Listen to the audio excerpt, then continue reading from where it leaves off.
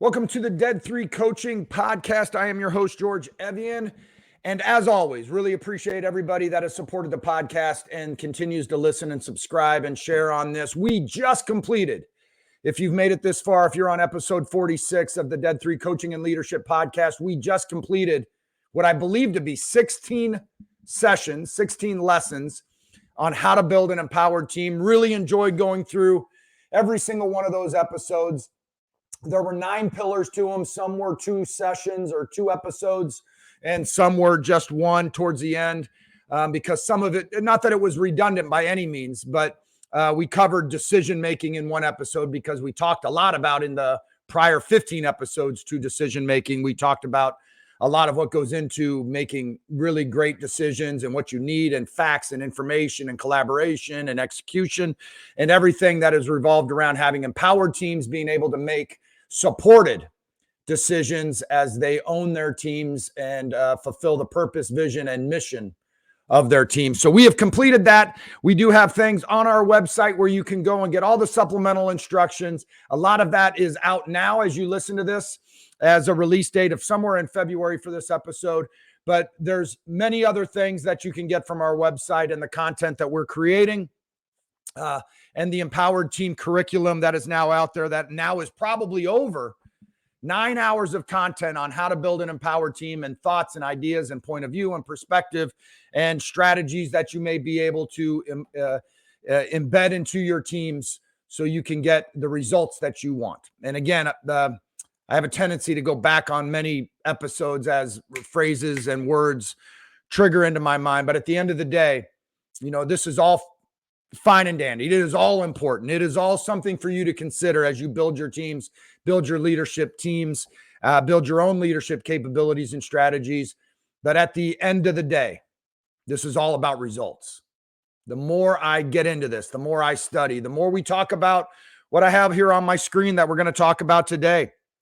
At the end of the day, it's driving results, but it's also not just driving the results, but how those results are received, how they are accomplished, the strategies and tactics that you have with your teams in order to get those results that you need to get better results, more results, and to make sure everybody is enjoying their job. But at the end of the day, it is all based on results. We're either winning or losing. So the next series that we're getting into, and we are going to get into where we have guests on the show and all that. If you've made it this far, it's really been solo cast. It's been me. I wanted to do that empowered and building an empowered team curriculum. It was really important to me. I wanted to do it for all of you. I wanted to be able to give you a perspective and a point of view, but I really wanted to get something locked in as well for myself. What is an empowered team? Why is it important? What are the strategies and tactics? What are the values of it, of purpose and ownership and empathy and encouragement and a mindset and everything, decision-making and results and execution, everything we talked about. I really wanted to have a foundation for myself on a lot of that. And that afforded me that opportunity of research, of conversation, of thought, and, and just consideration on a number of different things on why that was important. So, but we're not that we're on to another series, but there's just things on my mind now as I continue to try to, sharpen my own saw and try to get better myself with the teams I'm leading, the conversations I'm having, and the strategies that I think you should consider. And I was listening to an Ed Milet podcast in the past day or so. And it was a 26-minute episode where he talked about ego and what that does to you, what that does to your leadership, what that does to our teams. And it was 26 minutes. And he talked about a variety of things in that 26 minutes on what ego is and how you can coach it and why is it important not to have ego and how you can recognize it in yourself, in your teams, in your relationships, in your children, and how to combat that. And so it led me down a road of research, of listening to that again and taking notes and getting into different ideas online and researching what ego is. And what he did, and I don't have the number here in front of me, but he had a number of items of what ego is and what are the obvious signs of ego at play in your teams. Ego is the enemy is, I believe, a book out there, and I can't right now remember who the author is. But ego is the enemy of building your great teams, right? And we've talked about an empowered team. We've talked about what a great team looks like. We've talked about your own personal development, what you're trying to do. We've talked about as you lead your teams. And when I say we've talked about it in all these 46 episodes, but now with Dead 3 and other platforms that we've had podcasts, we're well over 200, maybe even 300 at this point of podcasts we put out, which is great, right? 300 plus podcasts, which I would have to believe we're north of right now. So, but ego comes around. Like, what is ego? How can you identify it? And the first thing, and he talked about the obvious ones, and I'm stealing the bullet points of this. I'm not necessarily stealing the conversation, his exact bullet points. I don't have my notes here in front of me of what he said with each one of these, but these are my study, my thoughts, my ideas, and what I'm considering, I guess, as it comes to this. The first thing we want to talk about and how to identify and what to look for when ego is in your team, when it is in you, when it is in your relationships, when it's in your children, whomever, and why it's there, what you can do to coach it, and what you can do to lead it and maybe change it and give a different perspective or navigate that a different way, or to, you don't want to accept these things, but to just understand a perspective on where people are coming from and why they're coming from that place. And the first thing he talked about identifying ego is defensiveness. Defensiveness is ego. Ego at play, strong egos. Egomaniacs is the phrase that he used over and over again. People that are defensive that is a common aspect that people have that have an ego, or their ego is at play, or their ego is too high. Let me read this to you, and I really liked this idea. Defensiveness is a common aspect of ego because it stems from the natural instinct to protect oneself. Let me read it again. Defensiveness is a common aspect of your ego. And it stems from just this natural instinct to protect yourself. We've all heard the phrase, don't back that person into a corner. Like, don't back the dog into the corner. The dog is going to come out fighting. The dog is going to be defensive. Don't put people on their heels. They're going to be defensive. And we've all heard that. And that is a trait, an attribute of your ego at play. So people that are always defensive. And we've talked about in other episodes this idea of recognizing people that are really defensive. Well, you can't say that. That'll put them on their heels. Like, they've been attacked and attacked and attacked. And so now they're very defensive that whatever comes their way, and whomever says it, they're always a little cautious. They're always a little or a lot defensive.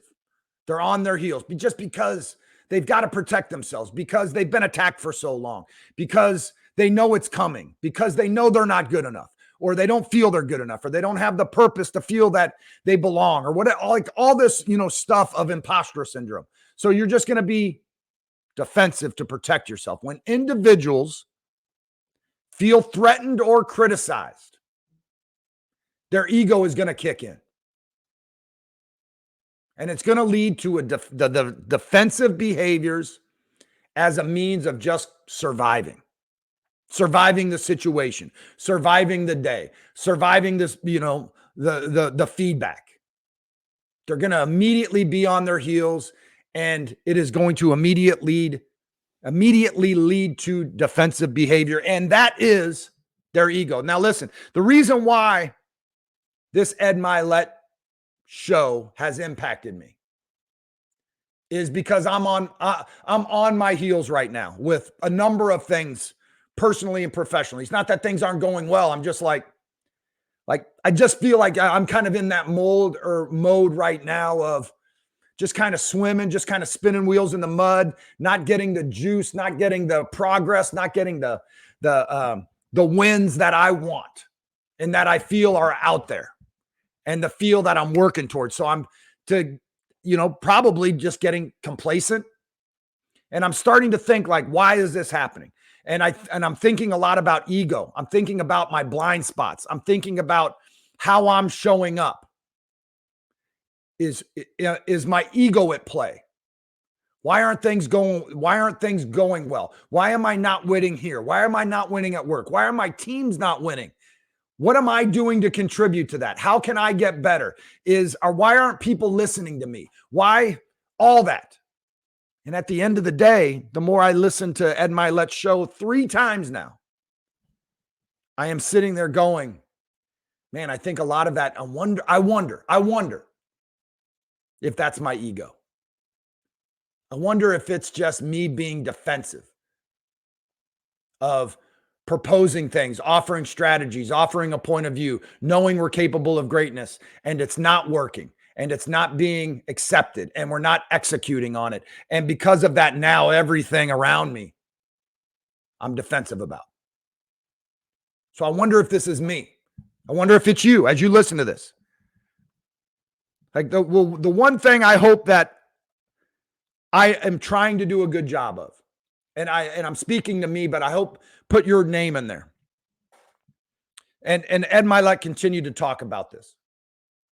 And I've heard it and I hear it and I need to continue to hear it. Is one that there's greatness out there for me. There's absolute greatness out there for me. There's greatness out there for you. But the other thing that he continues to harp on, and we've heard it from a number of people, is the idea of just being self-aware.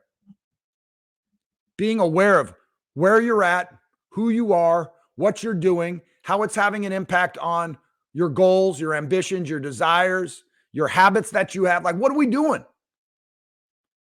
You have to ask the questions. If you're not getting what you want out of yourself, if you're not getting what you want out of your leadership team, if you're not getting what you want out of your individual teams, is there ego at play for you, for your teams, for your leadership? How are you coaching your people? Ego. Defensiveness. Defensiveness is a common aspect, attribute, trait of ego. And how can we coach this? As leaders, you are a leader, you are a team builder, you are a people builder. And you've got to identify, and you have to understand just with that, as a leader, as a people builder, as a team builder, myself, I have to understand that ego is always at play. And we're going to go through these sessions and try to get into these. But the first thing we have to do is we have to recognize that defensive mindset. So what are some strategies that we can roll through today in this talk, in this 30-minute talk, of what we can do to help overcome that, to help coach that, to help people to get out of that, the people you're leading, the teams you're building, or yourself, or the leaders and the people that you're responsible for. The first one here, and there's 4 of them. The first one is just to promote a growth mindset. Encourage a culture that views challenges as opportunities for growth rather than threats to somebody's competence. People are defensive because they feel like they're about to get attacked. That an idea they had is not good enough, not smart enough, not something we can execute. It's stupid. So people are not going to talk, or when they do, like, let me say this. This is maybe a bad example. It's the first one that popped in my head because I just shared this with my children a few days ago. When I grew up, I would go to ski school. I still remember 6th, 7th grade outside in a suburb of Seattle, Washington, a town called Issaquah, Washington, every Saturday in the winter. And we were at the foothills of the Cascades. We would get on a school bus, 3 busloads full of all my friends. Not that I had 3 busloads of friends, but our friends my buddies, we'd all be on a bus And we'd go and we'd spend the day up at Snoqualmie Pass. And we would ski all day long. And then we would come back at 5 p.m. on a Saturday. And I'd either get dropped off by a friend's family, or I would get picked up by my mom and dad at that. And we would then, then I'd be home Saturday. But what happened, what I remember happening, is that whenever I got home, for some reason, I was always in trouble. I was always in trouble.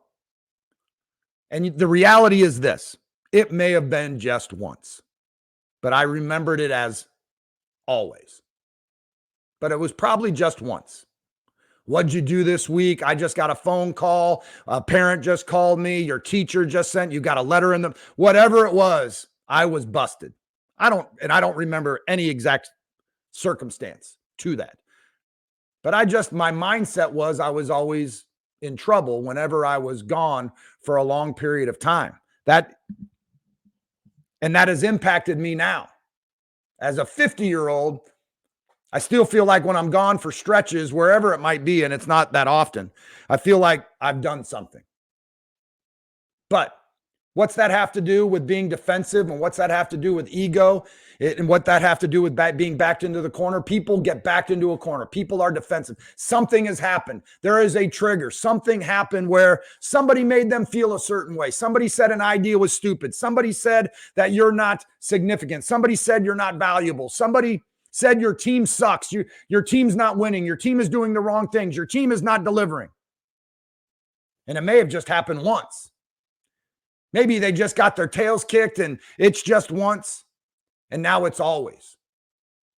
And now whenever they speak up, whenever they deliver something, whenever they don't get a sale, whenever they don't meet a commitment, whenever they don't get a client, I'm going to get my ass kicked. And so I'm always on the defensive.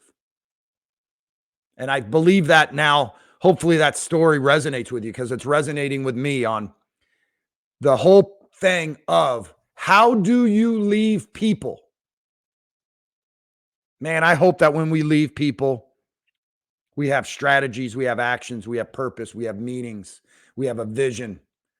But above all that, which is really important, because at the end of the day, that's the results we talked about. But I hope that we leave people with juice, with energy, with excitement, with purpose, with vision, with contribution, and why they are important, so that they don't have to be defensive, that it's not an always. Man, the best thing we can do as leaders, and I say that because I'm sure there's many things, but I know one of the best things we can do as leaders is to sit there and say, I'm sorry. Hey, I said something yesterday. I did something. We had this meeting. I think I may have put you on your heels. I think I may have said the wrong thing. And because of that, I felt like I may have put you in this position, and I'm sorry. That was not my intent. My intent is to get you better and to get results and to have you understand how valuable and important and how much you contribute to our wins. But we've got to, first and foremost, we have to promote a growth mindset. We've got to encourage, to say this again, we have to encourage and develop a culture that views challenges and opportunities for growth rather than a threat to one's competence. Man, just grow, just get better, just try things, just have ideas, have strategies, offer solutions. Don't get on your heels. Don't get defensive. When people see it as a loss, it's not a loss. And leaders, develop your team so that they don't think it's a loss. But listen, all this triggers into my mind, and so I apologize for bouncing around. But some of the groups I work with, and I really appreciated this. I really appreciated this with what happened where I am currently employed. We released software, something wasn't right. So they call it a patch. We got to patch this up. We got to get something out. So they patched it, got it out. So they had a release. They worked on it for a while, and they released it. Then when it was out there with customers using it, something wasn't right. Okay, we got to patch this quickly. We cannot wait. Quickly, we got to get this out. All right, they patch it, they get it out there. Something else happens with the patch. Another issue. I don't think it was with the patch. I think it was just with that core release. Something else isn't right. We need another patch. None of that is good in the world of software. None of it. But the leader leading that team and those groups, privately to me, and I'm sure he was like this with his leadership team and with the team itself. Yeah, he told me, he was like, yeah, this sucks. There's nothing good about this. But man, we just got to get better. I hope they learn from it, which we know these people. We know this team. We know the leaders of the team, which they will learn. They will get better. It's unfortunate.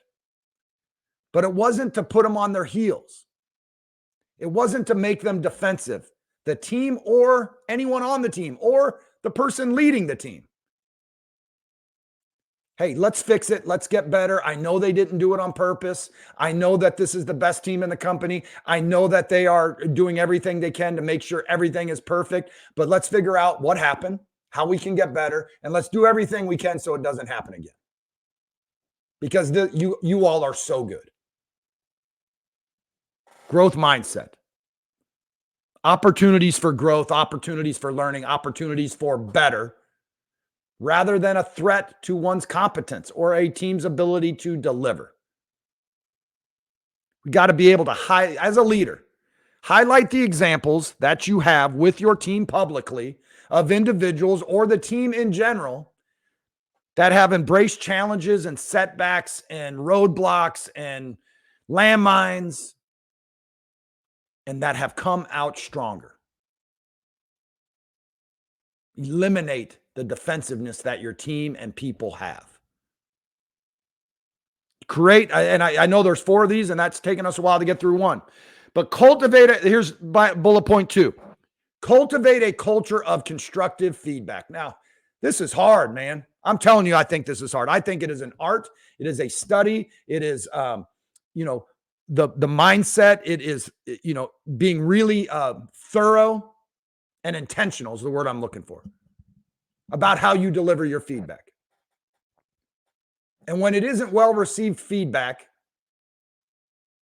and you know it, it is okay to say, I'm sorry. My bad. I can do better. This is what I meant. I overreacted. You've got to create a culture where feedback is seen as a tool for improvement rather than a personal attack. Let me read this again. You have to build your culture and your environment where feedback is seen as a tool for improvement rather than a personal attack on somebody's contribution. How do you give feedback? How do you leave people? I'm going to circle back to this ski trip that I took every weekend in the fall or in the winter when I grew up. But man, how do you lead people when you show up and you walk through the doors with your skis? Make sure your people know that you're there with them, that you care for them, that you love them, that you blah, blah, blah. And then say, hey, we can be better here. Or I got this happened. I got this phone call. We didn't get this release, but man, I know you all are great. We have to know how to give that feedback so it's well received. So go back to our empowered team building curriculum. The feedback has to be well received. I'm going to be honest with you. Whatever happened in my upbringing, and maybe it was just going skiing every Saturday, I don't receive feedback well. I just don't. I don't. And that's on me. It is a blind spot. It is something I know I'm not great at. It is something I have to work at. It's something that I've got to hear, listen to, and be thankful for. But let me ask you, let me say this as well as it goes to feedback. Man, I've got people that I really care for, that I really trust, that I know really, really care for me, that I know want me to be great, and I know believe that I have greatness in me. And when I'm not great, or when I mess up, or when I don't execute and deliver on what I'm capable of, and those people get after me, I know it can be well received. All because I know they care about me. So how do you build this culture of constructive and well-received feedback so people aren't defensive and on their heels? And I'd start by caring about your people. I'd start by being connected with your people. I'd start by knowing whatever you need and whenever you need it. Type connection. There's a player on our basketball program. There's two people in your program, right? We say this in coaching and athletic coaching. There are coach killers and there are program builders. And you have that in your professional world. There are people that are going to get you fired. And there are coach killers out there, and there's team killers and all that. Right? And then there's program builders. And man, obviously you want that. You want the latter. You want the latter. You want program builders. There's a young athlete, not a young athlete, he's now a senior. There's an athlete on our team that I just think the world of. I think the world of this athlete. I think the world of him. He is a great, great young man. And every time when I started coaching him, and we were hard, we were demanding, we have high standards, all that sort of stuff. Every time we coached him, yes, sir, no, sir. And it was always a thank you. Thank you, coach. Thank you for coaching me, coach. Like all that. And I mentioned to him the other day, and this is absolutely the truth. I looked at him and said, listen to me. Whatever you need and whenever you need it for the rest of your life, I'm there for you. I believe that. That's the care and love that I have for this kid. Whatever you need, whenever you need it, not now, not this year, not 5 years from. I looked at him. I was like, you need me 5 years from now and you need something, you got me. You got someone. Okay, now, what's that allow us to do? One, it's the right thing to do. One, it's because I'm all in. I'm all in on people. I'm all in on the people that want to be great, that I can help get there. I'm all in.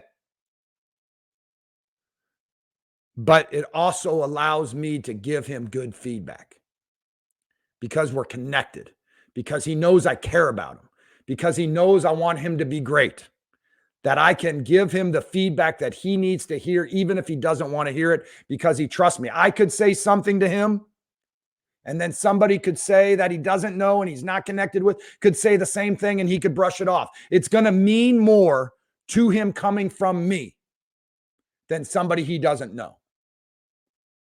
And that's got to make sense to you as you build your teams and you have a culture of growth and a culture of well-received and constructive feedback for improvement. It's a tool for improvement rather than a personal attack. The last two we're going to get through a little bit quicker here. But let me go back to that.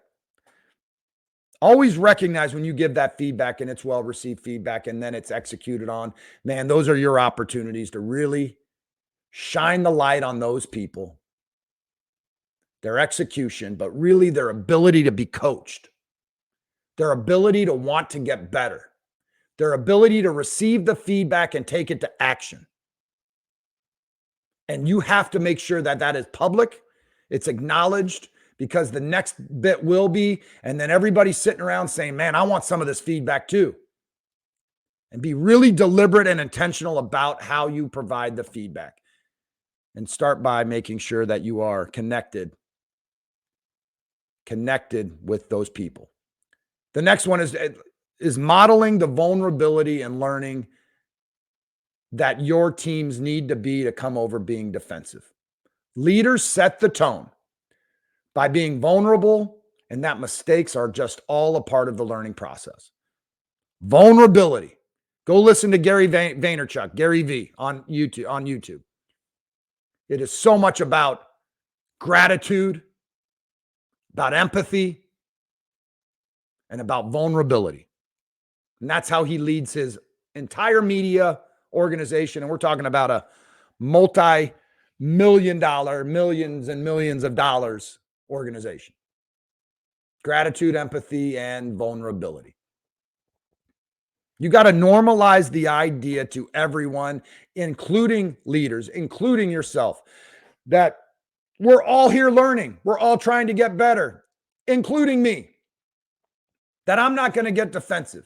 That it's okay for me to say, man, I was bad yesterday, or I didn't do this for you, or I didn't even do this for us, and I didn't deliver on my promises, or I'm evolving. I'm learning and evolving. And it's okay for me to come to you as a group and say, I'm not nearly what I need to be for you all. But I'm receiving feedback from you. I'm getting better because of that feedback, and it is well-received feedback, and I'm connected with you. And I want you to know the feedback that you're giving me is well-received, and I'm learning and evolving to serve you, to support you, to get the results that we need and are capable of. Be vulnerable. Man, it is okay to say, I'm sorry. I messed up. I can be better. I'm not what I will be. I'm here to serve you. Those are all vulnerable statements. You don't have to be that hard ass that gets everything right to lead your teams. The more vulnerable you are, the more you accept the feedback, the more that you approve, the more that you get out in front of your group and say, man, I'm not great at this, but this is where I hope to be, and this is why it's important, and this is how it impacts you and everybody else. Then you're allowing everybody else to be vulnerable and less defensive, because I'm going to circle back to this.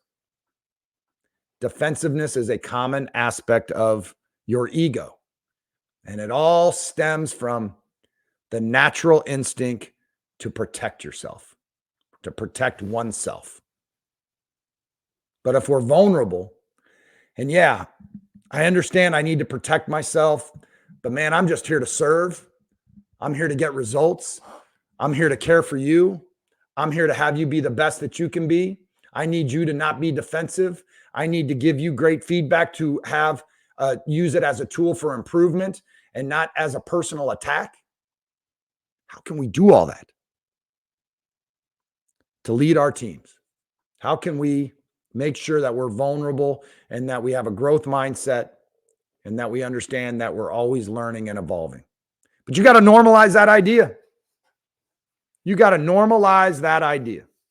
We got to acknowledge, we have to be able to acknowledge and learn from our own mistakes openly.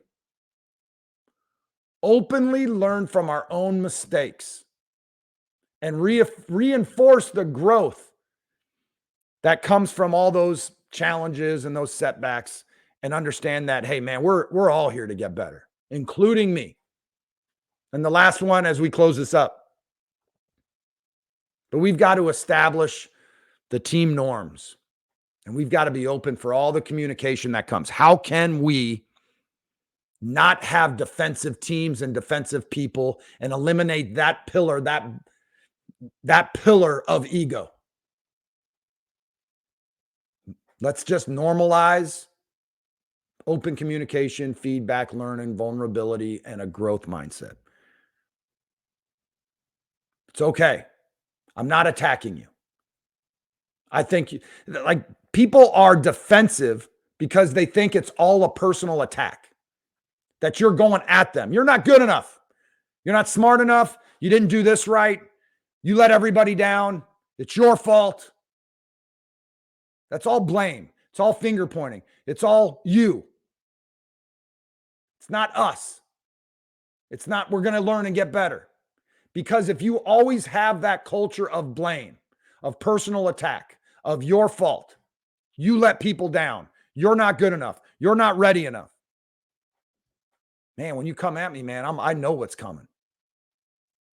Man, when we have a demo, a retro, a client meeting, a sales, blah, blah, blah, man, I know you're coming at me because you've taught me what happens when you come at me. You've taught me.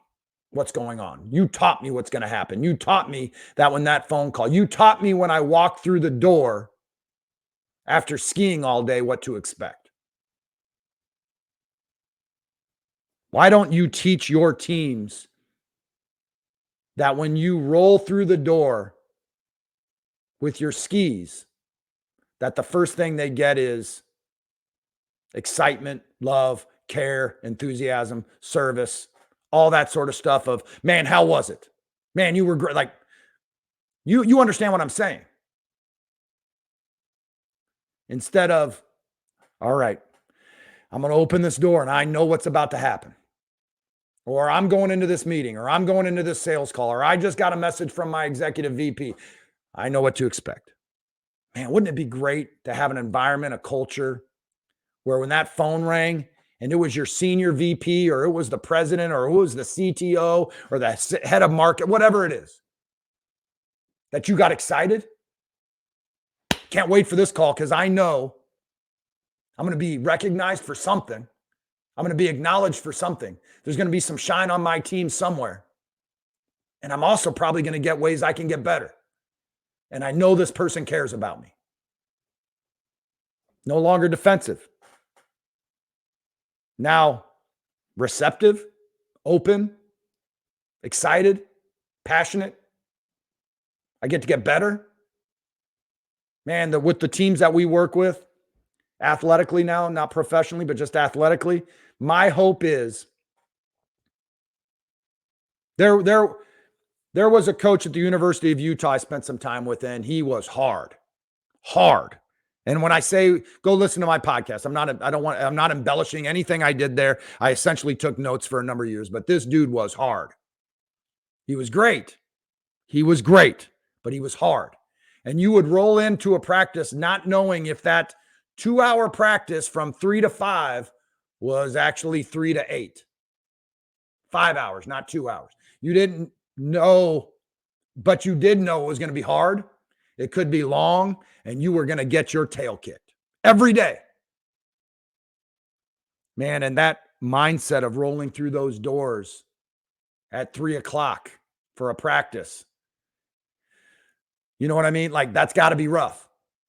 I hope that the players that we're working with, that when 3 o'clock, 4 o'clock rolls around, that they are sitting there excited. Man, we got an environment, a culture, and coaches and teammates that are all in. We have fun. We get after it. We get better every day. We're going to be coached. And this is the best part of my day. That's athletically. How are you professionally with your teams when that phone rings or when it's 9 o'clock on Monday morning? How defensive are you going to be? How defensive is your team? How do we eliminate ego from our teams? Ego is driven from the instinct to protect ourselves. And the ego is to build us up, that we're great and that people need to listen to us. Ego, as we'll get into it, man, is really just this, you're just lifting yourself up where you're not there and you feel bad. And so you're going to put yourself out there that you're further along than you possibly are, or you're going to be defensive. And we can be better than that. So we went a little bit overboard on this podcast. I really appreciate all the support. We're going to roll through a number of things, I guess. And when we do get to guests, we'll sprinkle those in throughout the week. So we'll, hopefully be getting out maybe 1 to 2 podcasts a week now instead of just the one. I'm really excited about this conversation for me. An ego of defensiveness and all these other things that we, needing to be right and needing acknowledgement and recognition, like all these things that we're going to get into. Maybe they're your blind spot. Ego's a blind spot. I haven't been told that, but maybe I could be a much better leader. Maybe I could connect more. Maybe we could get better results. Maybe I could connect more and we could have, a better process. Maybe I could, have people feel more valued. like whatever it is. At the end of the day, we need more results. I need people to enjoy their jobs more. I need to be more organized. I need to be able to have people feel really valued on what they're doing. And maybe I'm not getting where I feel we can be because I'm too wrapped up with my ego. And maybe that's a blind spot. Maybe people see me that way. And because of that, I'm not connected. Maybe it's you. So let's talk about ego. And we started out by talking about defensiveness. Now, listen, the best thing you can do for me in this podcast is like it, share it, comment, go to Dead 3 Coaching. In the show notes, you'll see our website. The best thing you can do for me is to go to the website and sign up for the newsletters that we put out, the content we put out. That's the best thing you can do for me other than just sharing this podcast with somebody. All right, please reach out to me. Please get connected with me. And what I'm really hoping to do with all of this is really to build a community of people that just want to be great, want to lead great, want to build great teams, want to get extraordinary results, and have an extraordinary life of service, of contribution, and of value to other people. That's it. Why are we doing this? That's why. Have a great rest of your day.